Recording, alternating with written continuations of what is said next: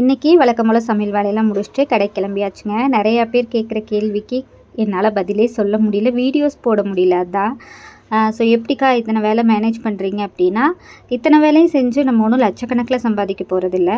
எனக்கு இருக்க டைமில் இந்த வில்லேஜ்குள்ளே எப்படி நம்ம ஒர்க் பண்ண முடியுமோ அப்படி நான் பண்ணுறேன். ஒரு காலகட்டத்தில் நானுமே வாழ்க்கையை நினச்சி ரொம்ப சோம்பேறித்தனமாக உட்காந்துருந்தேன். சோம்பேறித்தனம் அப்படிங்கிறத விட மன அழுத்தம் அப்படின்னு சொல்லலாம். அப்போ பார்த்திங்கன்னா, யார் நம்ம கூட பேசினாலும் நம்மளுக்கு எரிச்சல் வரும், கோபம் வரும். நம்மளால் வீட்டு வேலையை கூட செய்ய முடியாது, ஒரு சமையல் கூட நிம்மதியாக செய்ய முடியாது, சாப்பிட முடியாது. அந்த மாதிரி இருந்துச்சு. கொஞ்ச நாள் அப்படிலாம் உட்காந்து அழுதுட்டு இருந்தேன்.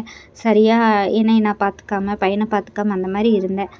அதுக்கப்புறம் ஏன் நம்ம ஒவ்வொன்றா, நம்மளுக்கு ஆல்ரெடி தொழில் தெரியும், நம்ம பண்ணிட்டு தான் இருந்தோம், எதுக்காக இப்போ அதை நம்ம விட்டுருக்குறோம், திருப்பி அதை பண்ணலாம். இன்னும் நம்மளால் என்னென்னலாம் கற்றுக்க முடியும், பண்ண முடியும். அட்லீஸ்ட் நம்ம பிஸ்னஸாக பண்ணலைனாலும் நமக்காகவாது அது பயன்படும் இல்லையா?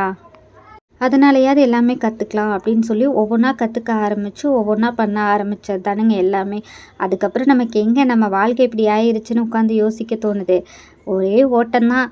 சரிடா, இன்னும் இதில் கற்றுக்கலான்னு ஓடி ஓடி ஓடி ஓடி இப்போ வாழ்க்கையை பற்றி நினச்சி வருத்தப்படுறதே கிடையாது. இது மாதிரி நீங்களும் வாழ்க்கையை பற்றி நினச்சி வருத்தப்படுறீங்கன்னா, அதை விட்டுட்டு நம்மளால் என்ன முடியும், நம்ம என்ன கற்றுக்கலாம் அப்படிங்கிறத கற்றுக்கிட்டு அதில் செயல்பட ஆரம்பிங்க.